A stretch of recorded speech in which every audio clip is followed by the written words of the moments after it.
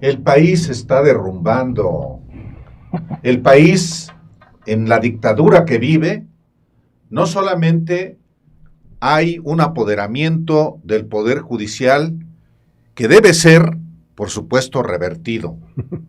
Hay en curso, en esta dictadura, una censura que se extiende implacable a todos los sectores. Claro, la censura que solamente me conviene. La otra no, porque también hay que ser convenenciero. ¿De qué hablo? Pues hablo de la oposición que está reagrupándose para una ofensiva más que cree que puede ser útil para ella. Por ejemplo, con la reforma, con la elección judicial, que en una parte, en lo que tiene que ver con las dos magistraturas del Tribunal Electoral, va a ser resuelto por la Suprema Corte de Norma Piña antes de irse. Y esta ofensiva de la oposición también incluye a un oligarca que no quiere pagar la deuda inmensa que arrastra desde el gobierno de Enrique Peña Nieto. Perdón, de Felipe Calderón, también de Peña, pero de Felipe Calderón. Me refiero a Ricardo Salinas Pliego, que está en esta batalla cultural en contra del populismo autoritario. Pues de eso se trata Radicales el día de hoy, porque en efecto hay un reagrupamiento de la oposición, vuelve con ese, no es que se haya ido, pues está disminuida, pero su discurso es más beligerante hoy, y bueno, pues hay una agenda que van a impulsar. Es una oposición retobona. Me recuerda mucho la palabra, como decía Octavio Paz, de la izquierda mexicana. Es una izquierda retobona. Yo digo, la derecha hoy es una derecha rezongona, muy impetuosa, biliosa, odiosa, y también muy, muy disminuida. Así es que, bienvenidos hoy. Bueno, pues oficialmente me toca abrir este Radicales, y son varios los frentes, como los mencionas, Álvaro, por los cuales la derecha se reorganiza, como que están sentados viendo quién hacia dónde se puede mover, con esta idea de que puedes empezar a generar un ruidito, permanecer en las portadas de los diarios, de los noticieros, etcétera, de cara a lo que viene el siguiente año, que es la decisión de las candidaturas propiamente, ya en el último tramo del siguiente año, para el siguiente, para ya 2027, sí. En 2027 a la campaña intermedia, a la elección intermedia. Yo creo que hay muchas razones para que la derecha se movilice, pero no hay muchas razones para que la derecha tenga éxito. Empiezo por el tema de libertad de expresión. Mira, al mismo tiempo que están, para que veamos la hipocresía, al mismo tiempo que están organizándose en la defensa de Héctor de Mauleón, no por Héctor, ni siquiera por los otros que acusan que están siendo presionados desde las instituciones electorales. Al mismo tiempo, tú mismo, y sin embargo mismo, y tú mismo, Fabricio, Álvaro, ustedes dos, y sin embargo han sido presionados desde el Instituto Nacional Electoral, y muy seguramente nos vamos a ir a una siguiente instancia, que es el Tribunal Electoral, por un caso de una mujer que es una supuesta, bueno, es juzgadora en realidad, pero esta mujer acusa violencia política de género. Por decir que es la esposa de Macedo. Por decir que es la esposa de un general poderoso de tiempos del PRIAN, o sea, y un golpista, un torturador, o sea, ese personaje, pues, ella se queja. Lo tremendo es que y eso sí, lo digo públicamente, el Instituto Nacional Electoral ha encontrado la forma allá adentro de acosar. Eso es real. ¿De qué manera? Muy fácil. Ya no se dirige a los medios. Antes con Lorenzo Córdoba al menos llegaban aquí los requerimientos, las notificaciones para que tú pudieras alegar. Te llegaban, señor Fabricio Mejía Madrid, está usted señalado por estos tal. Llegaban aquí, sin embargo, el señor Álvaro Delgado, el señor Fabricio, un servidor. Ahora le notifican a Google o al servidor que te presta a ti el servicio de hosting, para que ellos a su vez reboten contigo una solicitud para que respondas un requerimiento cuando ya está vencido. ¿Por qué? Porque su obligación es soltar el requerimiento, pero Google no tiene la obligación de decirte a ti, oye, caray, mira, aquí está la fecha, tienes que responder dentro de 5 horas, pero eso fue hace un mes. Entonces, ¿qué quiero decir con todo esto? Sí está sucediendo, pues, esas cosas, que a lo mejor es un funcionario al interior de Línea o 2, o es Tadei, o lo que sea, pues, ¿no? Claudia Zavala. O es Claudia Zavala. Hay un subsecretario, un ex subsecretario de Acción Electoral del PRI, de Manlio Fabio Beltrones, que está a cargo de esos asuntos. ¿Quién es, Álvaro? ¿Lo recuerdas? Si tienes el nombre hay que decirlo muchas veces, porque eso se tiene que tomar en cuenta. A ver, me cruzo mientras al siguiente dato sobre el tema de libertad de expresión. Yo creo que lo de Laida Sansores tiene que revisarse con seriedad. Uh-huh. Tiene que revisarse con seriedad, con mucha seriedad. Voltearse a ver el caso, porque en cualquier democracia tiene derecho ese periodista a decir... y a ir a tribunales, y tiene ese periodista derecho de decir y defenderse públicamente, pero si el otro es un poderoso como resulta ser Laida y un bully, porque Laida es muy bully, o sea, no olvidemos, a mí no me da risa de que ella le llame, por ejemplo, a sus espacios esos de YouTube, Carlos Loret de Cola, o algo así. O sea, se me hace vulgar, se me hace bully innecesario. ¿Eso es la 4T? No, eso no es la 4T. Pero sí se anclan en esos ejemplos para decir es que la 4T ataca. Yo creo que ella tiene que revisar su actitud. Digo, con Álvaro y conmigo se puso groserísima. Con nosotros dos, grosera, por simplemente de ejercer nuestra libertad, a decir las cosas como... a Lavalle, ¿no? Por señalar a un prianista que todavía está con un brazalete. O sea, se puso grosera, grotesca con nosotros dos. Yo digo, no está bien y se tiene que revisar. 3, el caso de Alejandro Armenta. Miren, puede ser que la iniciativa se pueda corregir, pero la actitud del señor ya no. El señor es grosero con los reporteros, y ahí están infinidad de videos que se tienen que analizar. ¿Alejandro Armenta representa la 4T? No. Alejandro Armenta representa sus intereses y los intereses de Ricardo Monreal. Eso es lo que Alejandro Armenta representa. Y los intereses de por ahí algunos que andan muy pegados con él, que es casi público que lo andan defendiendo. Pero en general... no son estos 3 casos el reflejo de la 4T. Lo que está pasando desde las autoridades electorales, lo que está pasando desde Campeche, lo que está pasando desde Puebla, no representa necesariamente la 4T. Entonces, pero sí, si hay una defensa a ultranza de estos 3 asuntos, pues entonces, pues obviamente que le alimentan a la oposición. Y concluyo con esta mi intervención, en específico con lo que tiene que ver con los reclamos de libertad de expresión. Ahí están los archivos completos de las portadas del periódico Reforma.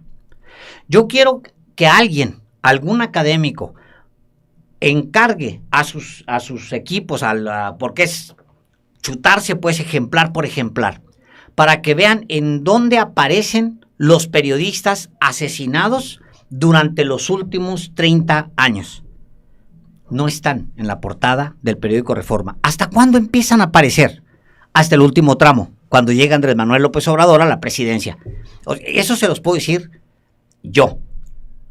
Se los puedo decir y se los puedo restregar al periódico Reforma y a varios medios, porque durante mucho tiempo, con varias organizaciones de la sociedad civil, que en su momento servían para defensa de periodistas, se analizó la posibilidad de hasta pagar un espacio en la portada del periódico Reforma, dado que no eran capaces de poner ni siquiera los asesinatos más tremendos de periodistas. Ahora sí aparecen los asesinatos, curiosamente, pero durante años, es posible que 2 décadas, no aparecieron, no más de 2 décadas, no aparecieron en la portada del periódico Reforma. Entonces, repito, sí hay muchas causas por donde la oposición puede intentar reaparecer, pero la mayoría de esas causas se les caen de la mano. Es que definitivamente para tener validez un argumento muchas veces no se encuentra en el contenido, sino también en la calidad moral de quien lo emite. Esto de que en la política, como si fuera un torneo de retórica, no, es que señalar eso es un ad hominem. No, en la política se hace con personajes de carne y hueso que tienen acciones concretas que los acreditan o los desacreditan ante el público, ¿no? Es muy importante este tema de cómo se ha usado el concepto de la libertad de expresión por una razón que a mí me parece importante, que ya la mencionaba hace rato en la introducción a Radicales. Y es que de 2018 para acá hubo un debilitamiento de la oposición partidista como tal, de PRI, PAN y PRD y Movimiento Ciudadano. Hubo un golpe seco en las urnas a estos partidos y entonces la oposición partidista empezó a guarecerse en espacios que no están diseñados para ejercer partidismos, como lo son las instituciones del Poder Judicial o el INE. En los medios también se atrincheraron, pero ahí uno puede entrar en el debate de que si los medios tienen derecho a tener una línea partidista, qué sé yo, y vamos a asumir que sí, y que Reforma tiene todo el derecho del mundo a ser un periódico partidista. A lo que no tienen derecho es a mentir y a tergiversar, desde luego. Ese es el gran asunto que sí ocurrió con esta oposición deshonesta que ha tenido protagonismo disminuido, pero ahí presente, de 2018 para acá. Y entonces eso es la parte que a mí me preocupa, por cómo se pueden tergiversar tantas cuestiones para lograr una visibilidad ilegítima.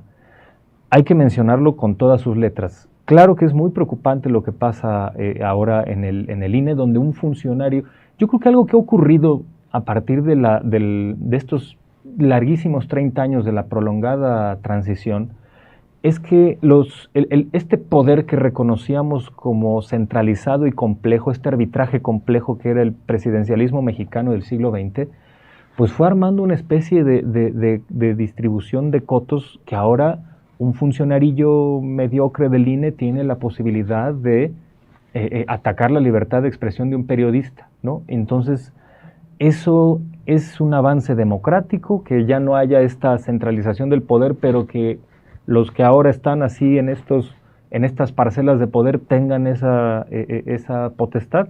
Bueno, es algo que se tiene que revisar y analizar como parte de las consecuencias no esperadas e indeseables de esta transición. Y bueno, vuelvo a este punto de en dónde está la oposición ahora con todo lo que ha ocurrido en los últimos 7 años, porque sus trincheras han tenido que cambiar. Los periódicos en donde se atrincheraron han perdido credibilidad. Los espacios que tenían, como el INE, ya no los tienen. El Poder Judicial ya va a tener una nueva configuración. Entonces, ¿qué procede para esta oposición? Que hagan política. Que hagan lo que nunca han hecho, que es política. Y hay que decir algo que a mí me parece muy, muy serio y muy revelador. Esta oposición y muchos de sus personajes, hasta hace poco, eran gobierno. Eran personas que tenían grandes espacios de poder político y no saben hacer política. Estos 7 años los han revelado como personajes incapaces, incompetentes, que tenían poder de decisión, pero no tenían ni proyecto, no tenían más que en el mejor de los casos, un programa de negocios para usar el poder público para intereses privados, o en otros casos era la vulgar corrupción, como fue el caso del Pacto por México y Odebrecht, cuyos rezagos ahora retoma alguien como Laida Sansores, ¿no? Con este personaje nefasto, Lavalle, que hoy también esta gobernadora vuelve a la escena como una persona que no representa todo eso que en 2018 se peleó como una nueva forma de entender la política. Entonces, en esta reorganización, y ya con esto cierro, en esta reorganización no solo van a tener que hacer política, sino van a tener que buscar y construir nuevos espacios. Y con todo lo mal que han hecho en estos 7 años, de no saber organizarse, de sumar sus desprestigios en esta articulación del PRIAN, de no entender que hay muchos elementos muy válidos de decir, a ver, no tienen credibilidad, entonces búsquense personajes que sí la tengan. No marchen en la marea rosa con gente como el Baester Gordillo, Roberto Madrazo para exigir democracia. Eso es no solo es un tiro en el pie, eso es un insulto a la inteligencia de la gente. Pero es que, Alejandro, perdón, si no marchas con el Baester Gordillo... no marcharía nadie. Si no marchas con Roberto Madrazo, si no marchas con Santiago Krill, con Vicente Fox, si no marchas con él, entonces ¿con quién marchas? ¿Sí? ¿Quién queda? Ese es el asunto. Tú no puedes expropiarte las causas democráticas si eres un probado, acreditado mapache antidemócrata. Y ese es el gran problema que hoy se encuentra, porque en todos los frentes están hechos escombro. Y pues, aunque están ahorita abiertas las posibilidades de que creen partidos y demás, pues los escombros hasta dónde van a llegar, ¿no? ¿Cuál va a ser la posibilidad de que se reconstruya algo ahí?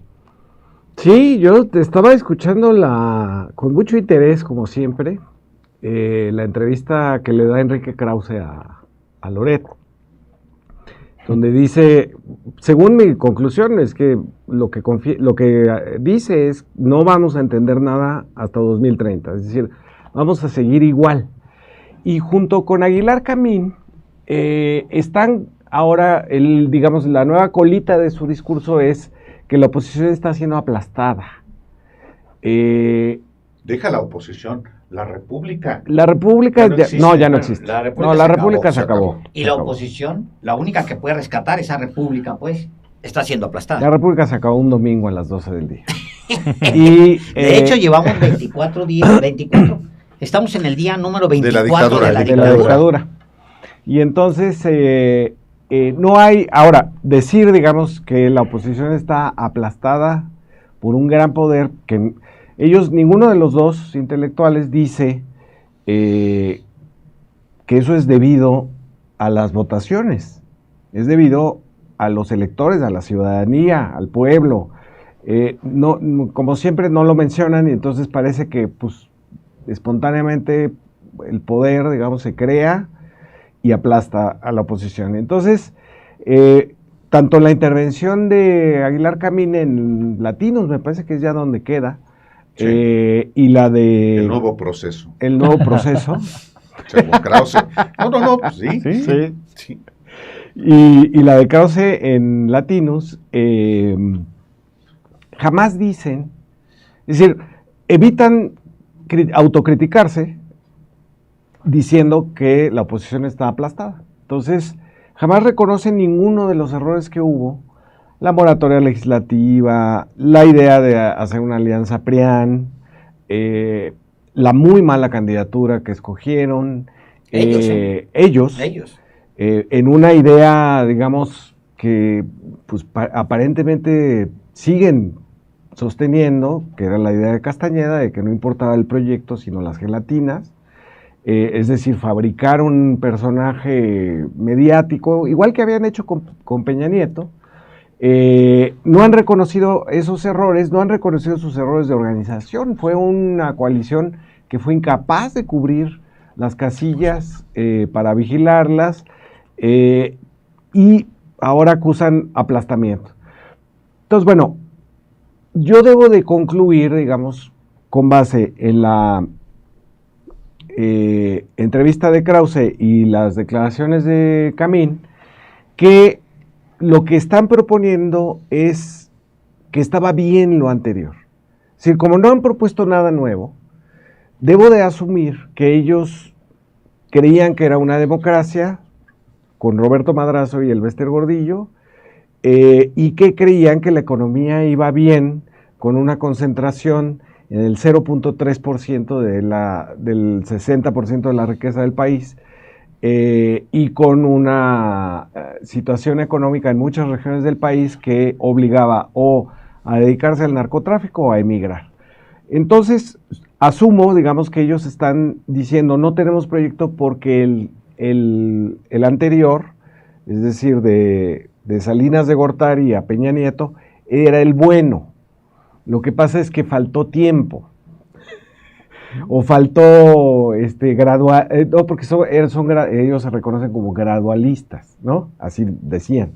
Entonces, falta tiempo para que empiece esa derrama económica desde el 0.3% de la población al resto, y faltaba tiempo para que la democracia dejara de tener fraudes electorales y ser financiada por Odebrecht. Supongo que eso es lo que están diciendo. Si así van a la elección intermedia, pues les auguro un éxito impresionante, ¿no? Es que Enrique Krause y Héctor Aguilar Camín, como los dos grandes santones de la intelectualidad en México, son profetas del pasado. Por eso no proponen nada hacia el futuro, sino están pensando en el pasado, volver a ese pasado, y lo ven como realmente el ideal del futuro. Eso es lo que ha ocurrido con la oposición de manera particular desde el 2018. Es decir, estos profetas del pasado lo que buscan es volver a lo que se denominó el régimen de la transición, este periodo en el que no termina de concluir el régimen autoritario con Salinas, con Zedillo, y no termina de materializarse la democracia con Fox, con Calderón y con Enrique Peña Nieto. Es el régimen de la transición. Aunque seis sexenios, ¿cuántos? Sí, claro, bueno, desde ahí Salinas... Pues se transitaba. Ahí vamos. Desde Miguel de la Madrid, en realidad. Bueno, desde los años 80. Sí, de los 80. Entonces, yo creo que ese es uno de los principales lastres de la oposición en México. Y no me refiero solamente a la oposición partidaria, porque la oposición partidaria, el PAN de manera particular, sí, digamos, apostó a ese proceso de transición a partir de la negociación con Carlos Salinas. Pero ahí también se quedó. Fue incapaz de permitir una visión diferente que no fuera la del PRIAN. Uh-huh. Por eso el fraude, primero en 2006, por eso el fraude en 2012, que en 2012 hubo fraude. Sí, compraron y cuando en el 2018 el PRIAN es derrotado, por supuesto que no lo aceptan, y entonces lo que inicia a partir del 2018 es la involución autoritaria hasta convertirse en la dictadura que es hoy. Yo creo que mientras sigan anclados en esa visión y sigan razonando como profetas del pasado, no hay manera de que puedan obtener mayores réditos desde el punto de vista electoral, porque ya no hablemos de la autoridad moral. No, bueno. No la tienen. Tan no la tienen que siguen siendo muy mezquinos cuando ellos suponen una censura a uno de los suyos, pero ignoran cuando la censura, que sí lo es, toca a quienes ellos consideran que no son de casa. Una impostura que es lo que caracteriza precisamente también a esta oposición. Perdón, Alejandro. No, te iba a decir que no solamente eso, o sea, no importa que sea simpatizante o no del individuo que está siendo agredido o que fue agredido, más bien si lo puedes utilizar, hay un deseo de utilizarlo. Utilitarista, porque, ¿no? O sea, todos los muertos les valen, claro. Les valen los periodistas muertos a la portada de Reforma. ¿Por qué las lleva ahora a la portada de Reforma? Si les valen, hombre, que maten periodistas les ha valido durante décadas. ¿Por qué ahora los llevan a la portada? Pues porque pueden utilizarlo a su favor. Y eso ocurre, por ejemplo, al periodista exdirector de Tribuna de Campeche. Pues un ratito y lo desechan, a final de cuentas, efectivamente. Entonces,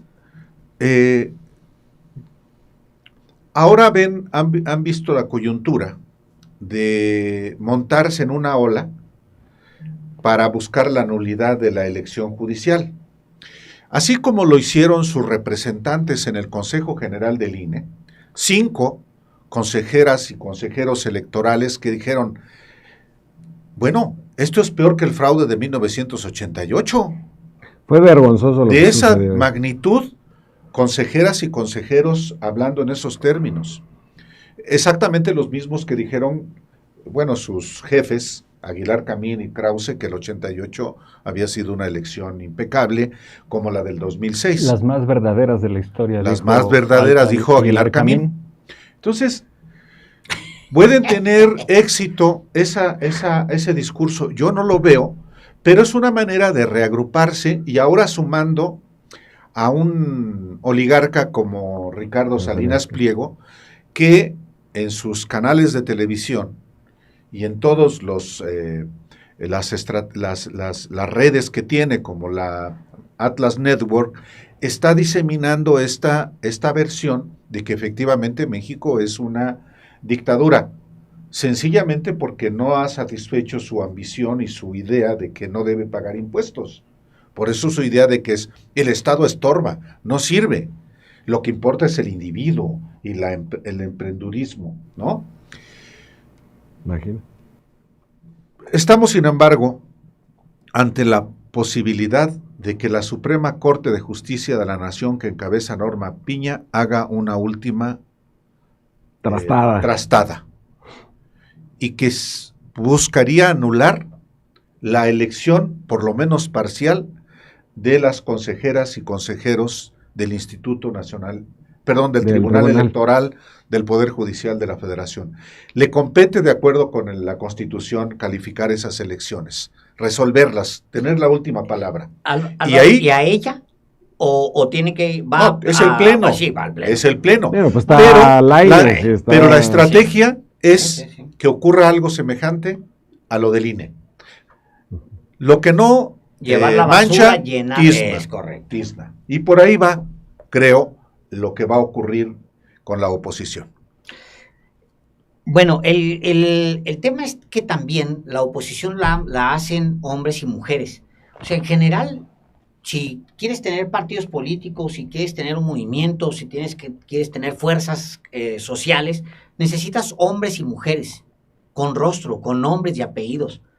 Los señores que están, porque son en su mayoría señores, ahora mismo al frente de los núcleos de oposición, por ejemplo, los núcleos intelectuales, estos dos viejos caudillos, Krause y Aguilar Camín, pues sí están ahí, pero ¿qué prestigio tienen Krause y Aguilar Camín? Ese es el problema. Los partidos políticos, bueno, tienes al PAN y tienes al PRI, sí, nada más que son dos señores también. Igual en el descrédito total, un señor que ya se apropió como Dante Delgado, digamos, o como también como el del PT, Anaya, ya se apropió el Niño Verde. El Niño Verde de su propio partido y ya lo gobierna. Y por el otro lado, tienes al jefe de un cártel, el cártel inmobiliario a cargo del PAN. Ahora, en lo que llaman sociedad civil, este término que Claudio X González se apropió, ¿qué queda? Pues quedan los grupos de ultraderecha como que reviven para ciertos momentos y a los que se les desvía dinero desde ciertos gobiernos. Queda pues alguna representación en los estados, con los estados que controlan, digamos. Queda Acosta Naranjo y Edmundo Jacobo, que bueno, pues ahí están. Armando su partido.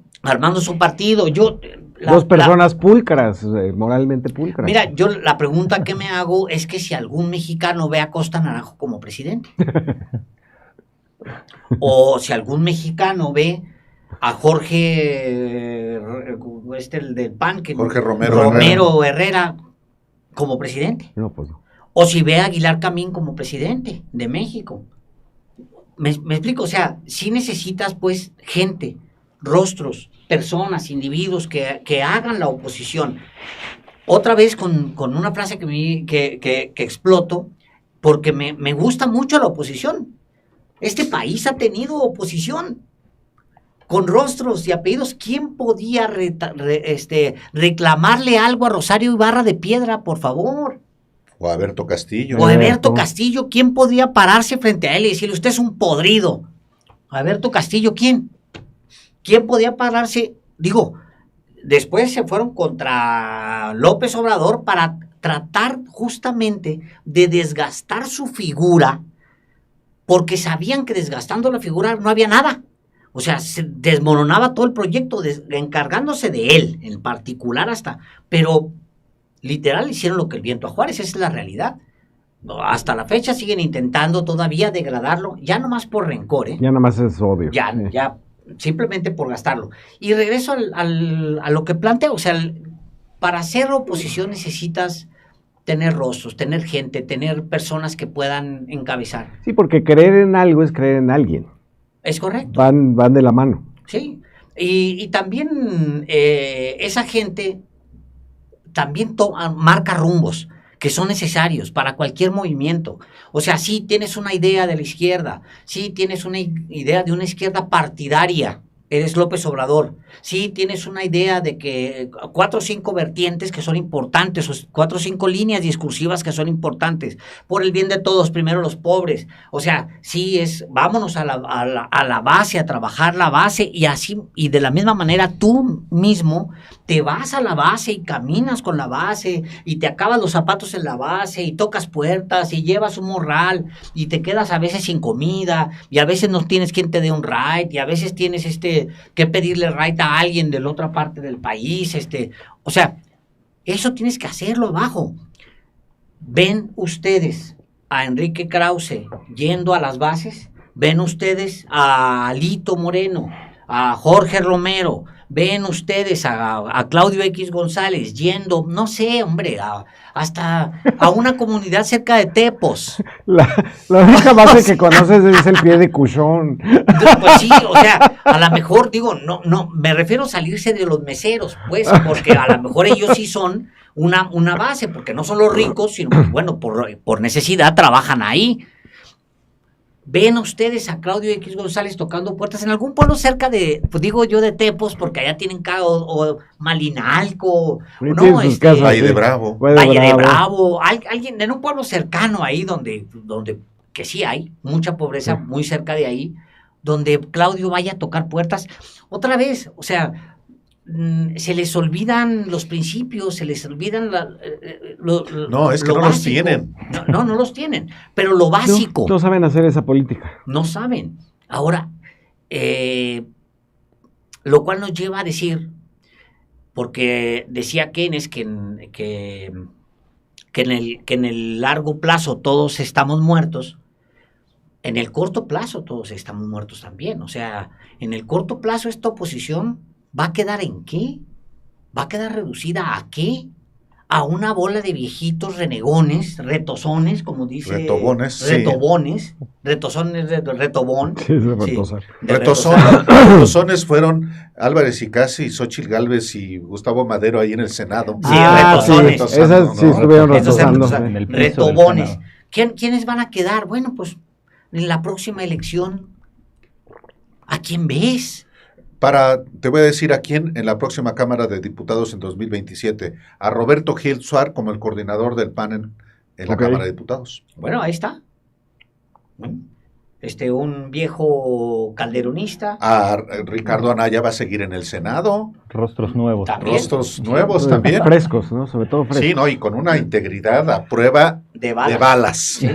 Ahora, por la otra cosa, y ya con eso concluyo, es el tema de esa otra oposición. ¿Qué está haciendo Movimiento Ciudadano?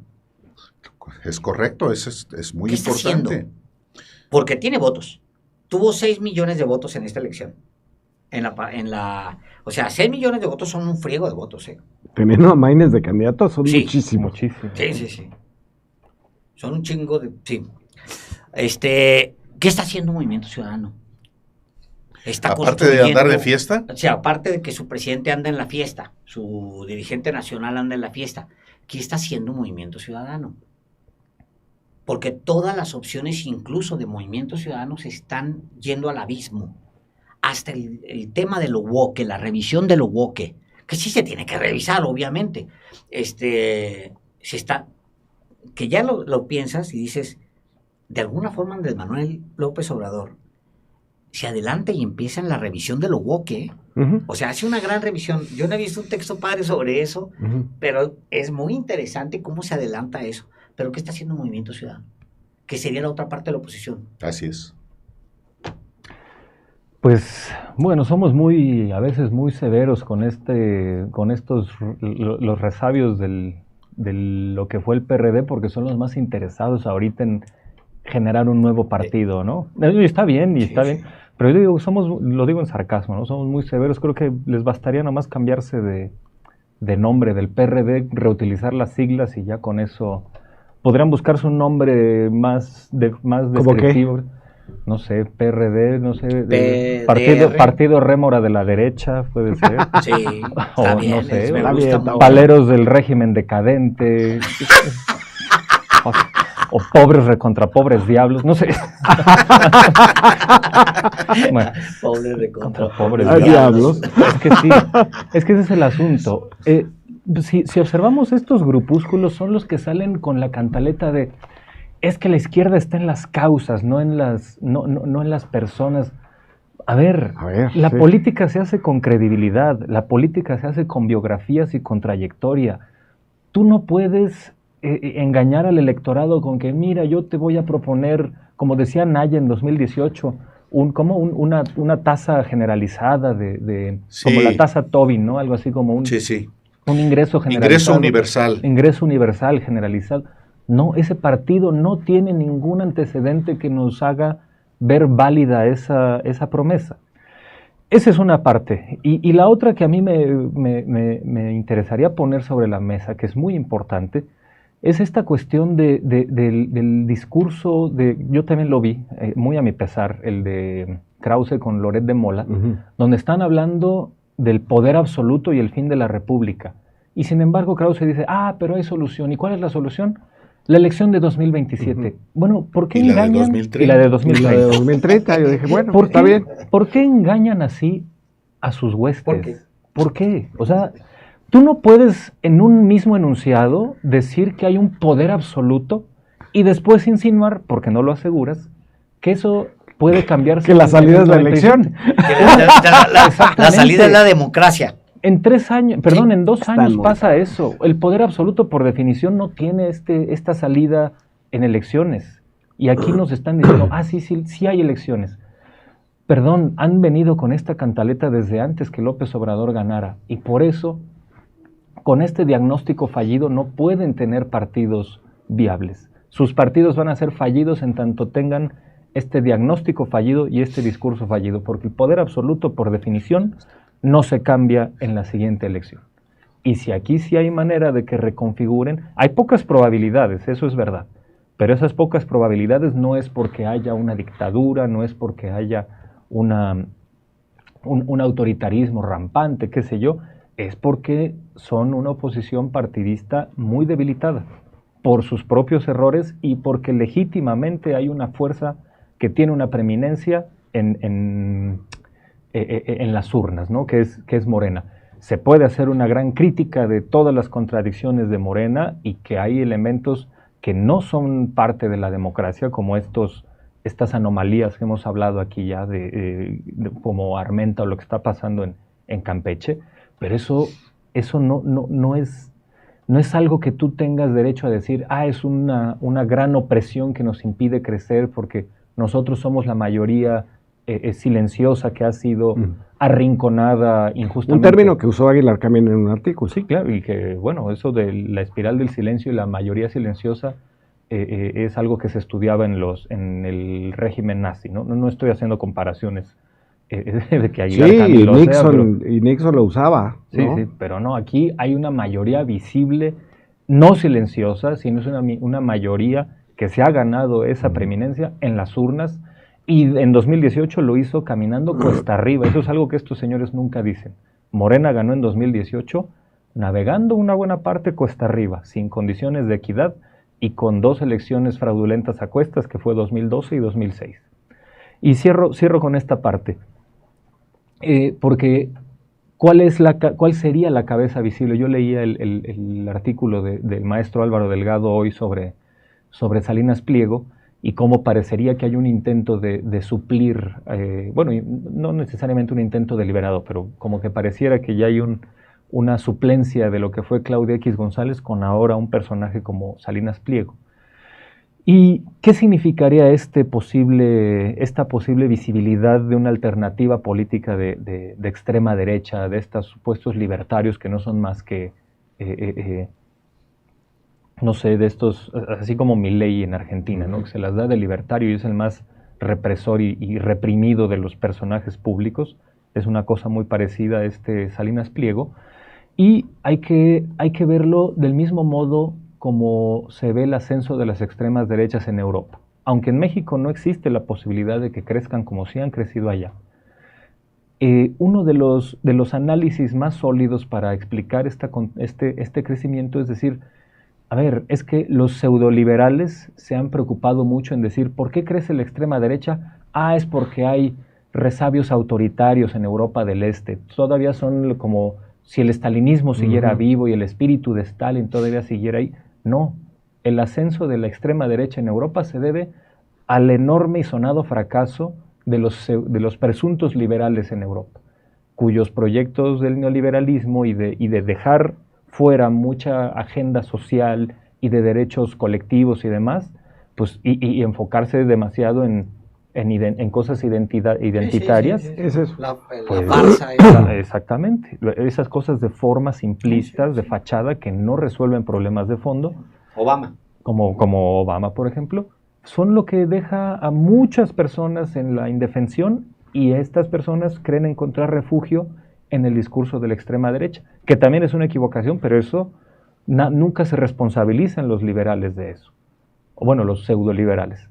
Y aquí en México podría pasar algo parecido, pero hay una diferencia sustancial, que es que aquí el gobierno anterior y sí han puesto en el principio de la agenda a las causas de la pobreza y de la política laboral. Por eso hay un freno, hay una contención a este ascenso de la extrema derecha, pero en lo simbólico y en lo inmediato, pues Salinas Pliego tiene ahí el campo abierto. Sí, es un poco, yo retomando lo que decía Alejandro de lo woke, pero no confundir con el Exacto, porque con la comida china. A ver, usa una frase con woke para ver qué tanto se confunde. En una frase. Úsalo en una Pásame frase. el woke. Te pasamos a Obama. A Obama. Y entonces, claro, porque ese fue la debacle del centro, ¿no? Que se alió con la derecha liberal ya, se acabó la historia del lado, digamos, de todos somos bien democráticos y todos creemos en el mercado. Entonces se alían gente como Tony Blair, como Obama, en España el propio PSOE, en alguna medida Podemos, y lo que dejan es el flanco a la ultraderecha, ¿no? Porque no atienden el tema, que era el tema propio del neoliberalismo, que aquí lo vio muy bien Andrés Manuel, que eran los pobres, la desigualdad, los impuestos, los programas sociales. Y voy exactamente a eso, es decir, ¿cuál fue el gran problema? O bueno, tuvo muchos, pero uno de los principales problemas que tuvo la candidatura de Xóchitl Gálvez fue que pasó muchos meses tratando de convencer a la gente de que ella no había dicho que los programas sociales eran temporales, cuando sí lo había dicho. Hizo hasta una falsa campaña con el logotipo del INE, que por cierto la misma persona, Claudia Zavala, de fiscalización, no consideraron, esa comisión no consideró que era una falta que utilizara el logo, los colores del INE para decirle al INE, di que yo no dije lo que dije en Guadalajara, en la Feria del Libro, que era que ella no creía en los programas sociales, que los consideraba temporales, y ponía una razón ideológica, moral, de fondo, muy clara, que decía que no estaba bien que la gente ganara dinero si no se lo ganaba. Así lo dijo, no era digno. Y puso ejemplos de su papá, siempre pone ejemplos de su papá, de su mamá, etc. Y entonces estuvo meses Xóchitl Gálvez tratando de convencer al electorado de que no estaba en contra de los programas sociales, cuando sí estaba en contra de los programas sociales. El PRIAN estaba en contra de los programas sociales. ¿Por qué? Porque estaban tratando de ocupar, me acordé con lo del ingreso universal de Anaya, ocupar ese espacio. Cuando ellos mismos, en el constituyente del Distrito Federal, la primera intervención de Santiago Krill es en contra del ingreso universal, que era una propuesta de Morena. Él se sube y dice, pero ¿cuánto cuestan todos estos derechos? ¿No? Lo que provoca que incluso Chucho Ortega se subiera a contestarle, a decirle cuánto cuesta la libertad de expresión, cuánto cuesta la... Es decir, el propio Chucho Ortega, que después acabarían aliados, sí reaccionó todavía como un poco, ¿no? Así como con el aire, ¿no? Reaccionó un poco y dijo, no, seguramente eso le permitía a él mantenerse en donde estaba, ¿no? Exacto. Si no defendía aunque sea eso. Exacto, entonces... él estaba, pues sí, era una fracción grande, la del PRD en la Ciudad de México, que después fue barrida, por su alianza con la derecha. Es decir, el error del PRD es el mismo de Tony Blair, es el mismo de Obama, que es dedicarse a flanquear a la derecha neoliberal y pierden toda el discurso que es el que importa, que es el de la desigualdad. Entonces, finalmente, digamos, esto que decía Páez de que López Obrador le pone un freno al wokismo, pues sí, si tú miras cuál es el origen, digamos, o por qué la izquierda mexicana es tan distinta en unidad a la del resto de América Latina, es por eso, es porque tiene en su centro el primero los pobres y no las identidades. Cuando viene el asunto chileno, que es sorprendente, digamos, si no lo ves desde esa perspectiva, es decir, una mayoría aplastante dice sí queremos una nueva constitución y a la hora que se presenta pierde la constitución, es porque es una izquierda que está concentrada en sus identidades. Entonces yo soy un gay mapuche, que existen, pues, entonces quiero ese artículo, esa fracción de ese artículo, y si no me la das no voto por eso, ¿no? Y así las feministas, y así, etcétera, y se pulverizó la vocación de renovar la constitución de Pinochet y dejar a un lado la dictadura de Pinochet, por lo menos desde el lado jurídico. Y en el caso mexicano no. El caso mexicano fue también otra cosa muy brillante de López Obrador de decir, no, constituyente no. Plan C, mayoría calificada, que te permite hacer, es un constituyente en realidad, sí. En los hechos. Y te ahorras lo que le pasó a Chile, y que le ha pasado también a Perú y le ha pasado a Colombia. Es decir, la izquierda en América Latina tiene problemas de fragmentación porque están metidos en la política identitaria. Y aquí lo que unifica es, además de Estados Unidos, unifica el asunto de la desigualdad. Lo cual nos lleva, a partir de lo que tú dices, a plantear una pregunta: ¿qué defiende la oposición? ¿Qué propone Exacto. la oposición? Precisamente para que también los mexicanos sepan a qué atenerse. O sea, si la apuesta es a rezongar nada más, como ha ocurrido en los años recientes, pues hasta los que no ven con simpatía a la 4T dicen: híjole, primo hermano, pero ¿cómo te voy a apoyar si no me planteas nada? Mejor me abstengo. Y la respuesta de qué propone y en qué se ha anclado en la oposición, Bueno, hay una cosa que sí, es el odio y la mentira. Eso es lo que el sello identitario hoy de la oposición de la derecha en México. La mentira y el odio, y eso sí puede juntar a un grupito de odiadores y de mentirosos. Bueno, lo estamos viendo. ¿Quiénes lideran a la oposición en México? Mentirosos y odiadores. No solamente Héctor Aguilar Camín y Enrique Krause, que se supone deberían tener un compromiso radical con la verdad y con la paz.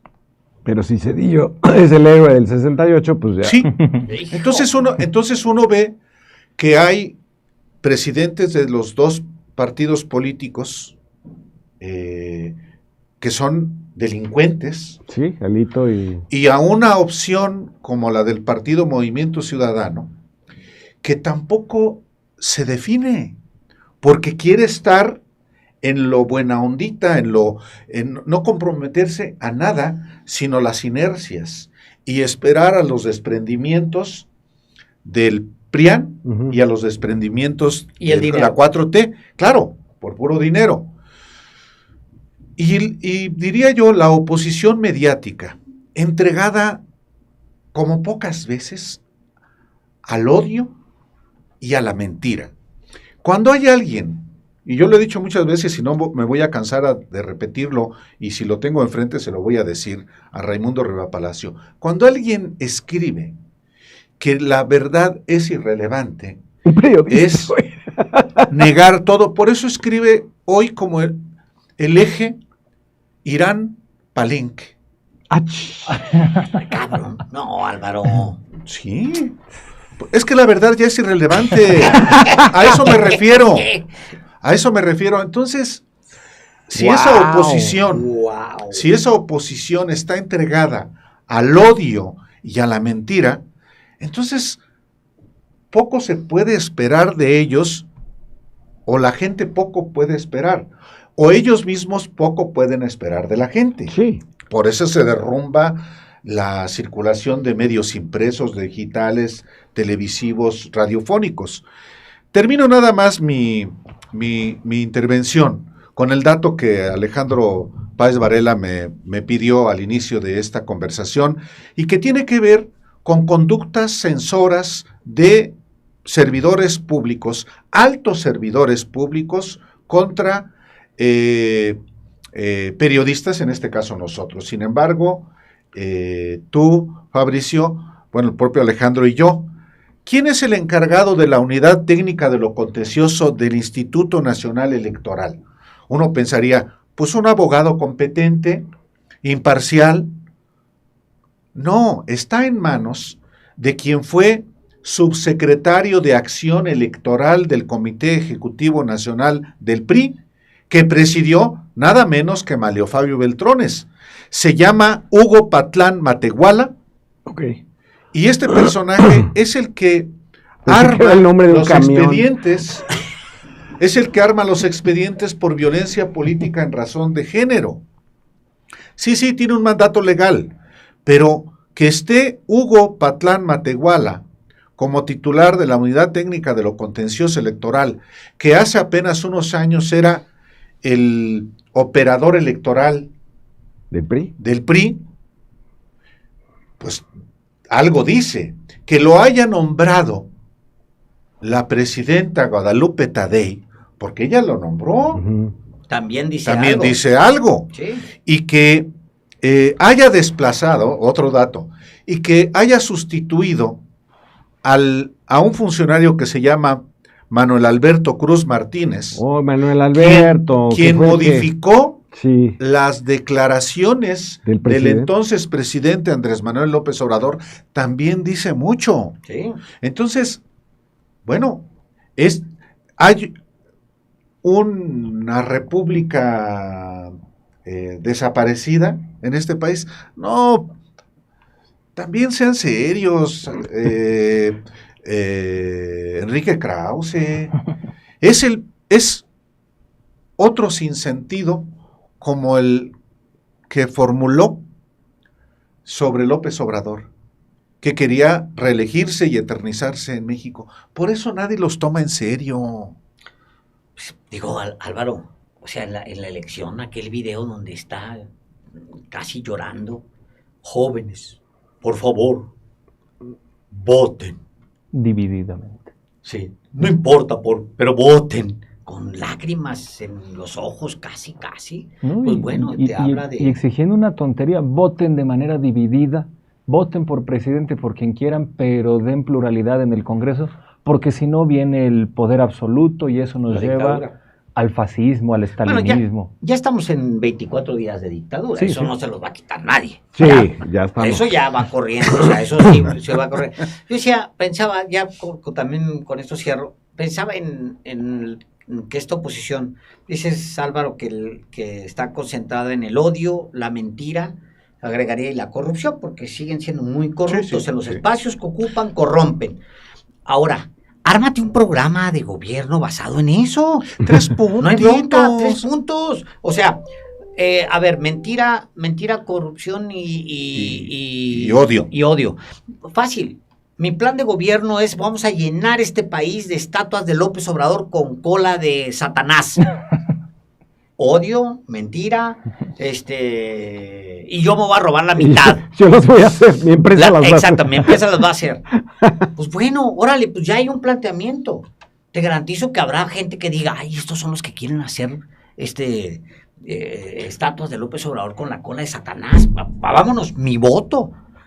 Odian. Sí. Debe de Les haberlo. gustan las mentiras, no le importa que los corrompan, que los roben. Bueno, son los que van a las marchas y ellos mismos lo dicen. Sí, también son los que no van a votar en las revocaciones de mandato ni en las elecciones judiciales. Se quejan. Porque quién sabe qué pasó ahí. Una cosita muy breve porque ya nos tenemos que ir, pero está muy interesante esto del eje Irán-Palenque. En 1988, cuando la elección de Tabasco, los porros de Salvador Neme y del PRI, de Roberto Madrazo, acusaban que López Obrador, si ganaba la gubernatura, iba a cerrar las iglesias católicas para convertirlas en células de la Unión Soviética. Sí. Entonces el eje Chontalpa-Siberia ya ahora evolucionó al eje Palenque Irán, Teherán. Pues no, Alejandro, tampoco seas tan obtuso y cerrado. Puede ser, ¿no? Pues no, sí. Oye, ¿por qué no podríamos armar de esas iglesias expropiadas, convertirlas en células de terroristas islámicos del Hezbollah, que al mismo tiempo reciban recursos de Moscú? Sí, y de Putin y del Chapo. Y del Chapo, exacto, y del Chapo, en maletines, ¿no? Maletines. O sea, una de las cosas más emocionantes de las versiones, de las últimas versiones, fue esa de que el presidente López Obrador llevaba a la prensa, al ejército, a la Policía Federal, a sus funcionarios, a la gente más cercana a él, la llevaba hasta las cámaras, todo, los llevaba hasta Badiraguato. Porque ahí le iban a dar. Porque, o sea, los engañaba a todos. Y en una, de repente se escondía en un camión. Y que se abrazaba el portafolio, sí. Yo cuando ya lo vi a López Obrador con un portafolio saliendo así dije, ahí está, ese es cierto. No. Y a eso iba. Sí, bueno, y gente como Riva Palacio que se pone a contar si cabe o no cabe en las maletas el dinero, ¿verdad? Híjole. Bueno. Nivel. Vámonos. Muchas gracias, hoy. El eje Irán-Palenque. No sé.